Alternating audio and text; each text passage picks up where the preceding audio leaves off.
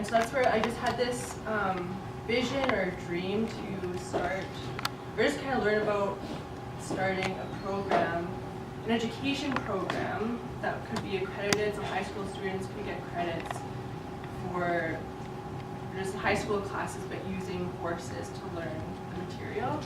So that was kind of where this started. I went through my program, taught at Pasco First Nation, and eventually got to this point where I'm actually pursuing that research. And so I'm pretty excited about that. Even back at that time, I wasn't even aware that EAL was a thing, equine assisted learning. And so, and back at that time, my in-laws were actually educating me on Indigenous horses. So that's, everything was just kind of coming together at that point. And so, just pretty cool that way. So to start off, I was going to talk a little bit about gaps in the education system, just to provide a bit of a background, which I'm sure you guys probably already know anyways. But Indigenous, we know that Indigenous graduation rates aren't quite where we want them yet at this point. And there are various reasons for this. And that, of course, goes back to residential schools, historic trauma, colonization, and other systemic injustices, just to name like the major top few. There's many more. Despite the efforts from our education system, which we have, like our education system has been improving, of course, but despite these efforts, I find it's a band-aid method at this point. It's the fact that students' connection from our school, the students' connection to their culture actually increases their connection to the school as well, which directly affects their attendance, their just their effort, their work ethic, and their self-confidence. And so of course, our education system is taking steps in this direction. And select schools, I find select schools are kind of more ahead than others. Some individual teachers are more ahead than others in making these efforts. But despite the positive direction that our schools are going in, they're still significantly lacking in culturally relevant content at this point, in many cases. And so that's what we need. So that includes nation-specific content. So I find a lot of the content is still just kind of lumping First Nations groups or Indigenous groups together in one. And so despite like the Cree, the Lakota, all the nations, we're lacking Indigenous teachers, incorporation of Indigenous teachings. Some schools do have elders in residence, which is awesome, but I find in my experience, they might come once a week, once every 2 weeks. So it'd just be great to get more of that. Traditional languages being incorporated in the school. And my favorite one to point out is even just historically accurate information. I'm always surprised at some of the stuff the content that's still out there. And just an example of this, just a very small example, is just recognizing that history has many truths. And so one example I like to share is just even from using the terms real resistance versus real rebellion. So those are two views, but depending on how you use them and explain them. And then of course a culturally safe space. Our students need a culturally safe space, need to feel welcome. And I find individual teachers are really good at doing this, some, and creating their classroom to be this culturally safe space where students can come and gather. But it needs to be the whole school, essentially. And I realize it can be tough for teachers, and we just need more training, more support. So Indigenous education, that's kind of my training is in this area, and so my learnings I was trained to treat the student, teach the whole student, so all aspects, that's the mental, the physical, emotional, and spiritual, as well as assessing all these parts. So we had to develop lessons that directly taught all these 4 aspects as well as directly assess them, which was challenging at the time, but you learn how to do that. as well as indigenizing the curriculum. So basically, how can we make this content culturally relevant for our students? Incorporate traditional teachings, involvement of elders, traditional languages, and how to make it applicable to our students. So look at who is in our class, right? For example, at Pasqua, it's a Soto reserve, Soto school, but half my kids weren't Soto. And so I had to look at that and direct my teaching and fill in those gaps. Land-based learning is a big one here, and so learning from our earthly classroom, going out in nature, connecting with and learning from the two-legged, four-legged, swimmers, crawlers, and flyers. So spending time with nature, interacting with it, observing it, and learning from this. So an example would be, I know a school that a moose was hunted on the property. Of course, this is on reserve school. They brought the kids out, they skinned it, butchered it, they cooked the meat, and then they learned how to tan the hide. And then of course that led to art projects, beading projects, making drums. And from this they learned biology, science, art, math, life skills. And in addition to that, they also learned cultural values and spiritual values, because they then took what they made, took that food, and distributed it to the community. So they shared and learned those traditional teachings, as well as offering tobacco at the beginning, like to the moose, giving thanks for its life. And so land-based learning, experiential learning, is often it's interdisciplinary. And so in Indigenous education, we're also taught that it's trauma-informed, so we recognize the effects of oppression, systemic oppression in the education system and educational practices. And then we recognize the potential harms in our current system, and so it's just really making an effort not to repeat those harms, repeat those practices, as well as strengths-based. So looking at the student as looking at their strengths and teaching to their strengths, rather than teaching to their deficits.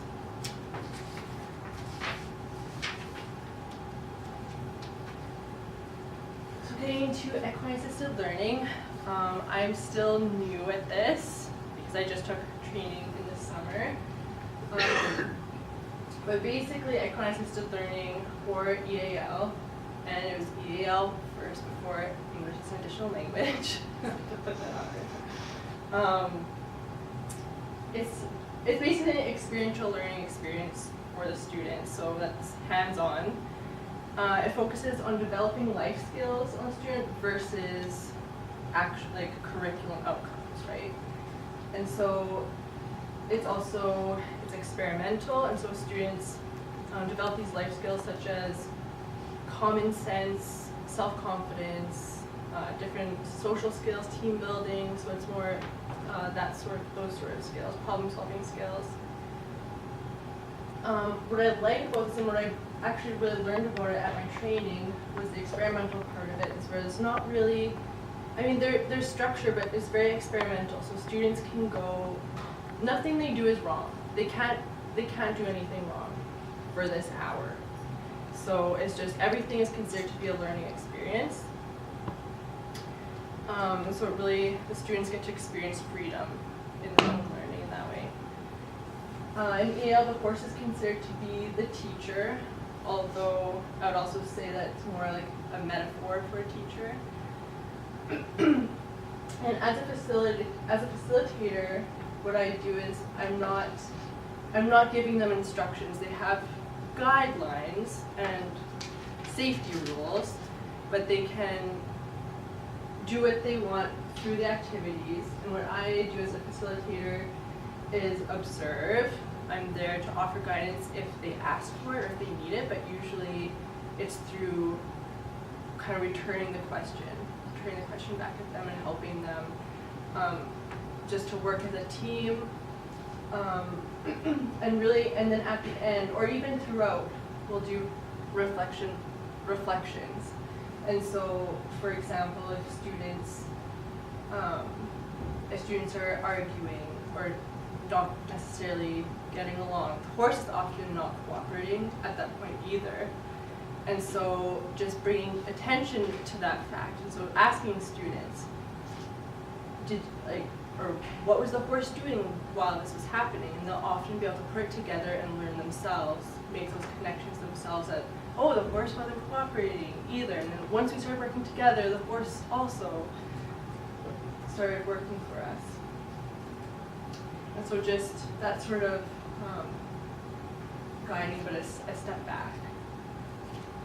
Horses are really good for this because of their size for one thing, just kind of they're good at holding that space for youth. They're really sensitive to humans, really intuitive, and they don't lie. If they're annoyed, you'll know, basically. So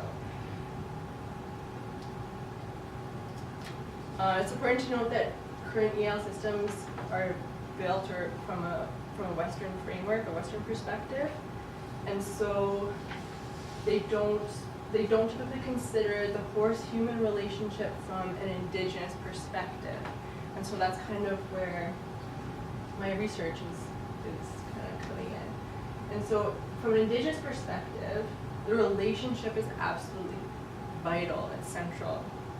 And I find from a Western perspective, the horses are still used as tools, and just kind of an example, even though like they're still loved, right? Like people still love their horses, but I do find in my people that I know personally, they love their horses, but as soon as their use is up, they get put down or they get sold to slaughter.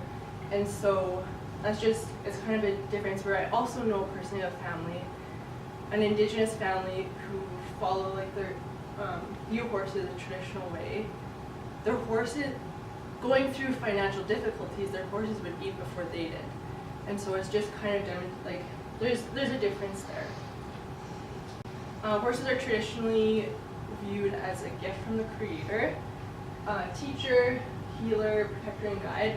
And I know, I've heard of stories, I know people that in addition to psychological healing and emotional healing, there's also been physical healing from horses as well.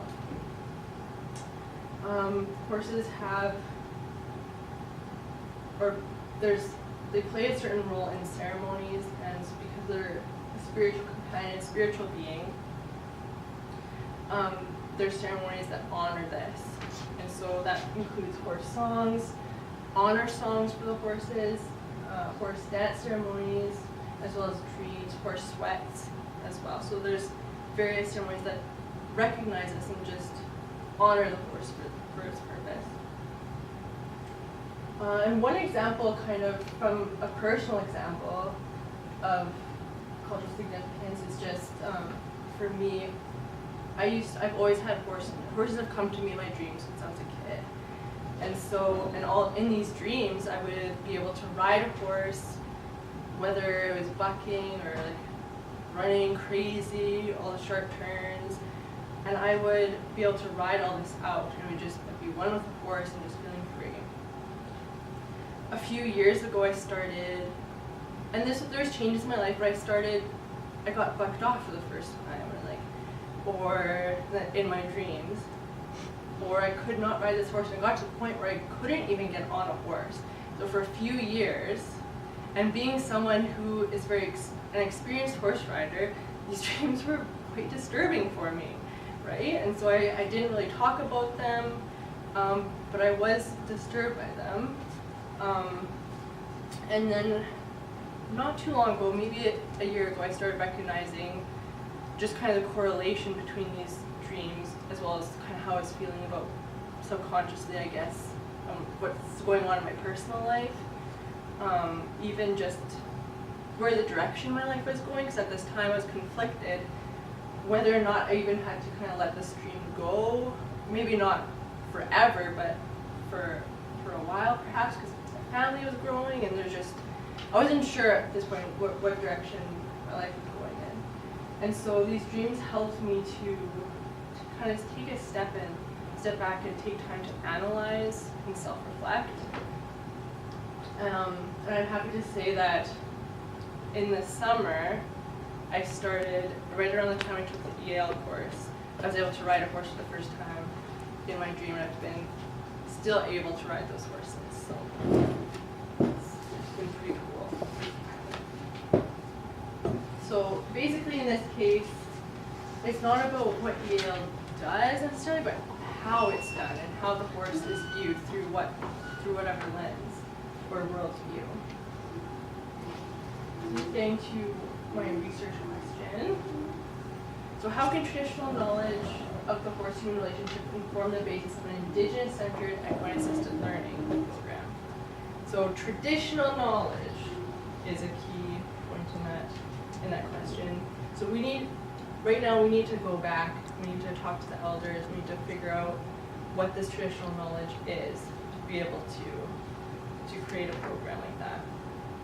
And so for this, I'm not interested in indigenizing a Western EAL program at this point. So, because I'm not interested in putting another Band-Aid on it. So we need EAL to be reformed, kind of rebuilt from an Indigenous foundation or an Indigenous base. So we need to look at horses back as a teacher, as a teacher and healer. Currently, this area is not being researched, at least from a Western academic perspective. Of course, Indigenous peoples have been doing this research from the beginning, right? They've always been doing this.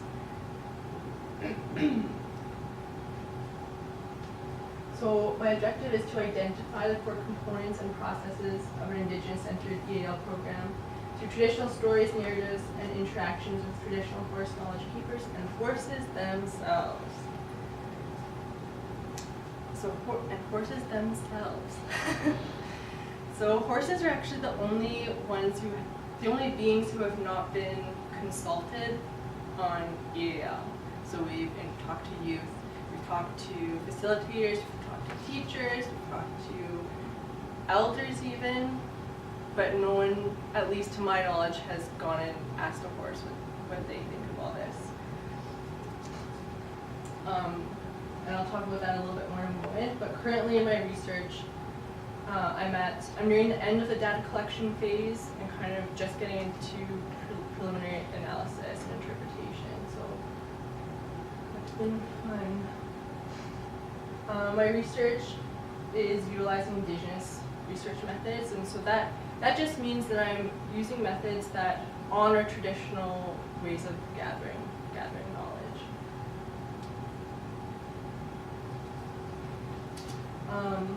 I just wanted to say that part of that is I started my journey with this project by just dedicating time to pray, smudge, ask the Creator for guidance, offer tobacco, and that was kind of my own way, and doing that in nature, my own way of just starting out my research process in a good way.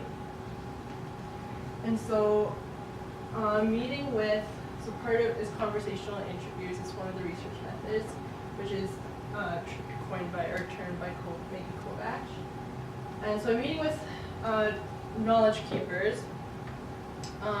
So these individuals, they come from various locations, but they're select individuals who are recognized by the communities as having traditional horse knowledge, so holding that traditional horse knowledge. And so it's not necessarily, they're not all from one community, right? They're going to be spread out kind of as a horse community. So first of all, in this process, I give thanks when I meet with them. I offer tobacco. I just kind of get to know them in the beginning. Conversational interview, like I said, was termed by Kovach, but it just means that it's not structured. It's not a structured interview. It's more of a conversation. So there's no strict timeline. I've had interviews range from half an hour to 3 hours. And usually I don't I have guiding questions, but I usually don't have to use them. It's just to keep the conversation going with me, but usually it just ends up being a conversation. It's really great, and I find in most cases after the first question, then the knowledge keeper just kind of leads the rest of the way, and I barely talk, to be honest, which is good.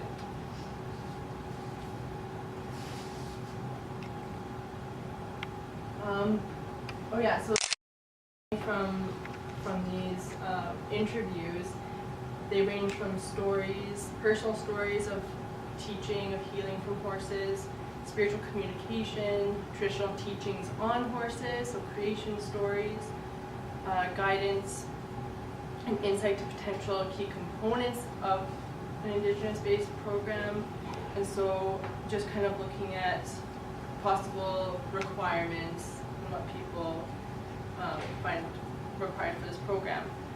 And to be honest, like, some of what I'm getting has been really deep, and I just have had to take time to process it for even like days after. And even after then transcribing it, then I just like to reprocess it again.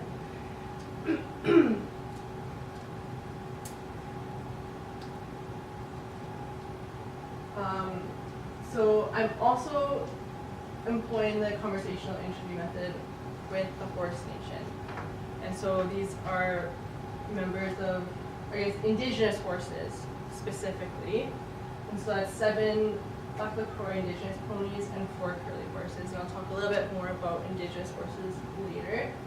But so I meet with these horses, and they're treated and viewed with the same respect as I would my human participants. And so it's the same thing. I ask them for their participation, if they'll participate. I thank them, offer them tobacco before I start.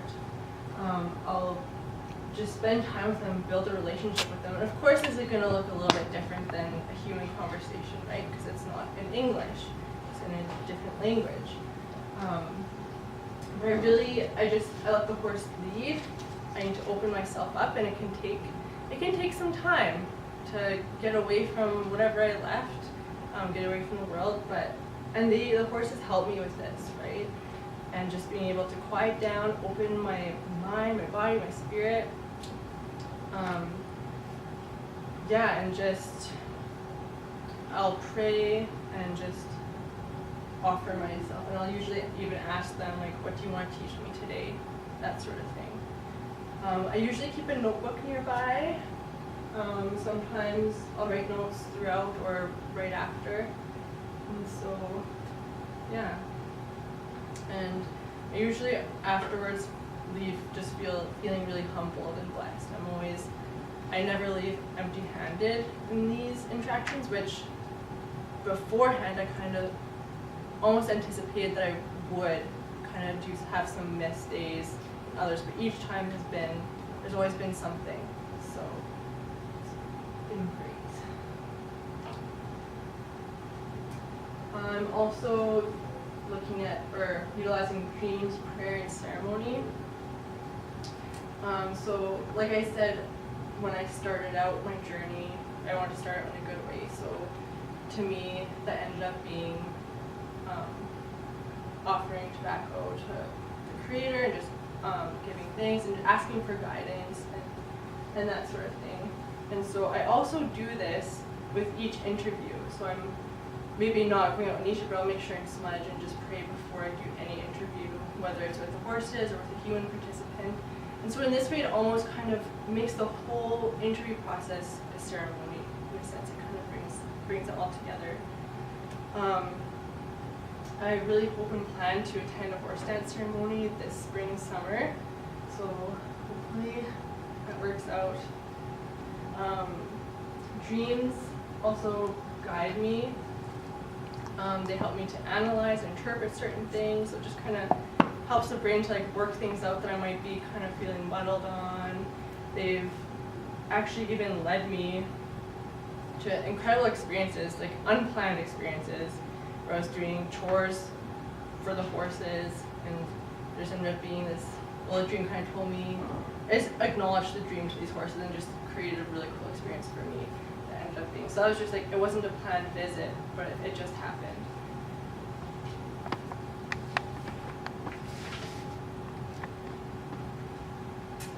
Intuitive learning and reflection. And so for each experience, I keep a written journal. And so that would be for reflections after each visit. Sometimes with the horses, it's during the visit. Recording dreams, any sudden thoughts or learnings that I might have any given day to day. So I'm always kind of opening myself to receive that knowledge, wherever it may come from, if that makes sense. I will record just various experiences, learnings, and so that all goes into the written journal. I'm also using art as a form of journaling and reflection, and so specifically for my horse visits, that looks like a painting. Actually, I'll bring that out right now.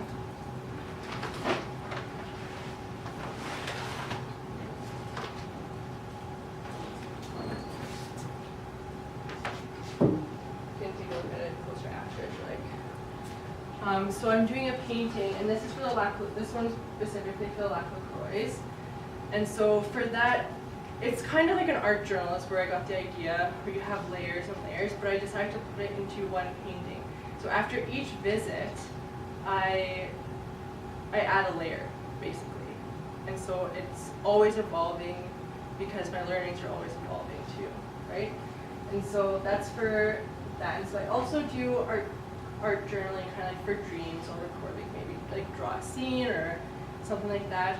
And I will also be doing painting reflections for my learnings from the knowledge keepers as well as my, in general, the research reflections.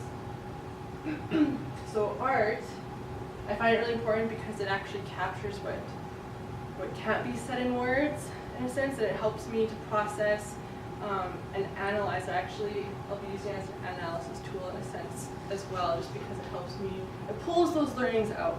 Sometimes I have trouble expressing myself with words or even understanding, comprehending things. And so when I'm painting or doing art, it just kind of pulls those thoughts out in a way that I can hopefully write them down or just kind of comprehend it, even internalize those knowledges.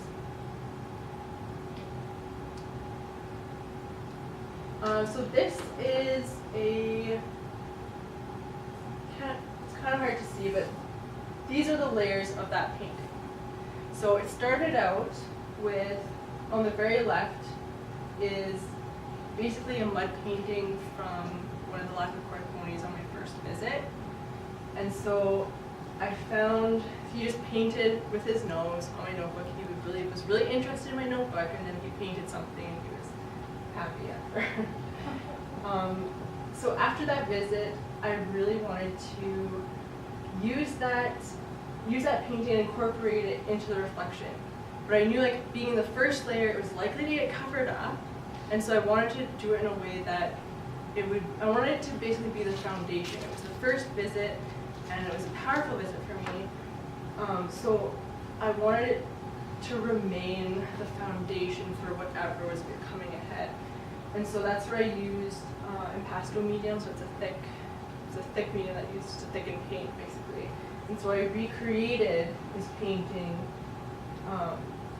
using that medium, so just to texture-wise, basically. So that's what that second picture is. It's just the impasto medium. Third layer, yeah, so it's just the development, the third and fourth meetings, and then I have written reflections to go with each of these. And then, of course, that's kind of the last one to date. Anyways, there'll be a couple more meetings and stuff. Yeah, and so this is getting into Indigenous horses. So you've been hearing me talk about Indigenous horses, use the term Indigenous horses. Well, what are Indigenous horses? I'm not sure if any of you, some of you might be familiar. Maybe I went to Dr. McGinnis's presentation last year on this. But basically, we as a society have been taught that horses, that they were reintroduced or introduced by the Spanish. Despite this, elders, indigenous peoples have been saying the whole time, horses were always here. We've had this horse culture from before first contact, and they didn't go extinct, and they survived. They're always here. So as technology has been improving, this scientific evidence has come to support those claims, support that knowledge, and validate that knowledge in a way, I guess, that the Western world validated it from a Western perspective, in a sense. And so it's also about recognizing and acknowledging Indigenous elders as valid knowledge holders, knowledge keepers on a Western societal level. So that's why these guys are so important. So one example is a curly horse, and so the examples I'm showing are the horses that I'm working with. So this is the curly horse. They have a traditional relationship with the Lakota and Crow people, so they come from North and South Dakota, the Black Hills area.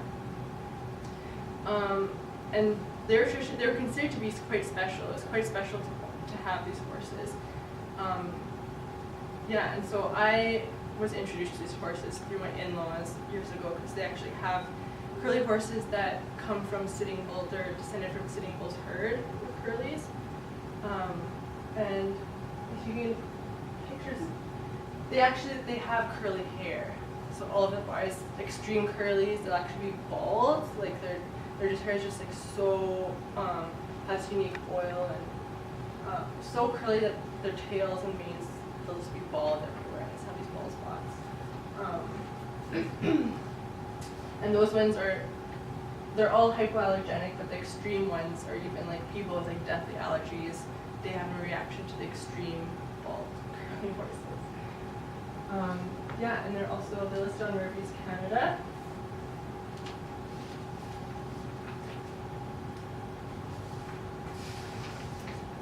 So this is an older drawing from Lakota. So they used to, when they recorded events, recorded drawings, they would actually differentiate between the straight-haired horse and the curly horse. Like that was just kind of how important they were. And even, I'm not sure if any of you are familiar with winter counts, but it's a Lakota calendar system. And they would record each year, and they would title a year based on maybe the most memorable event. And so curly horses, they were called like burnt hair horses or woolly horses. They've actually made it into the titles, accumulated so many woolly horses year, that sort of thing. So as an artist, I find this extremely just really validating of their traditional existence. And then there's the Lac-LaCroix Indigenous pony, and they originate from northwestern Ontario, Lac-LaCroix First Nation. And they have a traditional relationship with the Ojibwe and Métis people of northwestern Ontario. They were close to extinction in the 70s, and so now their numbers have gone up to about 175, 200. But of course they're still listed. They're critically endangered still.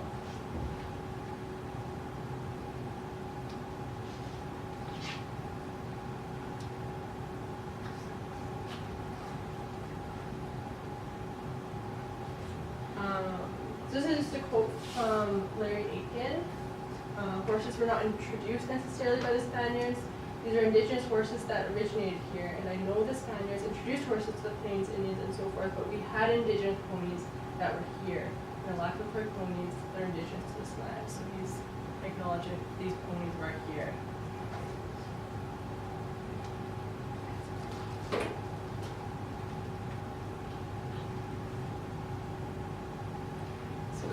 Bringing this all back full circle, what's the connection here? How can Indigenous horses work to solve the missing cultural component in the PAL? Well, first of all, they have an amazing temperament. They work really well. They're naturally calm, playful, curious, but most importantly, they establish that cultural connectedness piece because of their shared history, their long-standing relationship with First Nations peoples.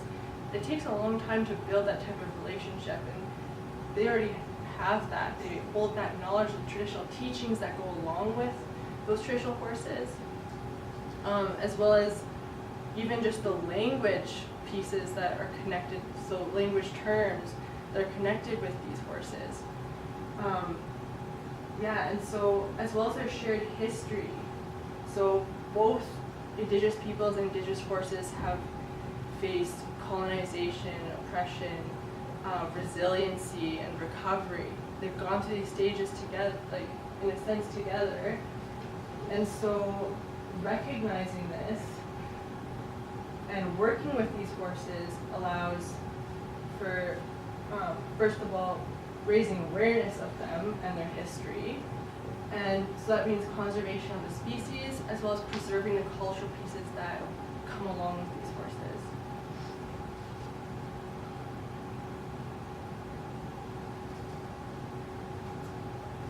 And so that's also the connection piece, the cultural connectedness piece. A lot of Indigenous peoples have lost a lot of this traditional knowledge, and so that reconnection is really important here. That's where we go from here. Next steps. So we want to consult and partner with interested Indigenous communities to design and implement a program, essentially. And then of course we want to collect the data, wellness outcomes, education outcomes, for program evaluation, and so that's where we go from here.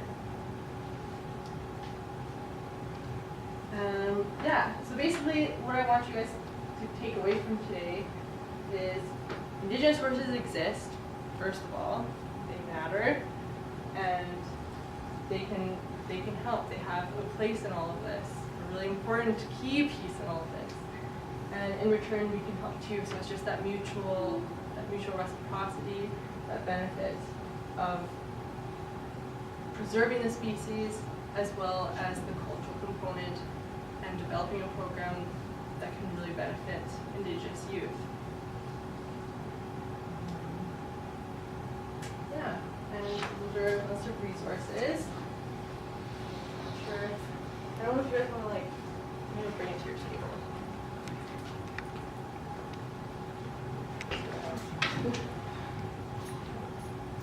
So are there any questions?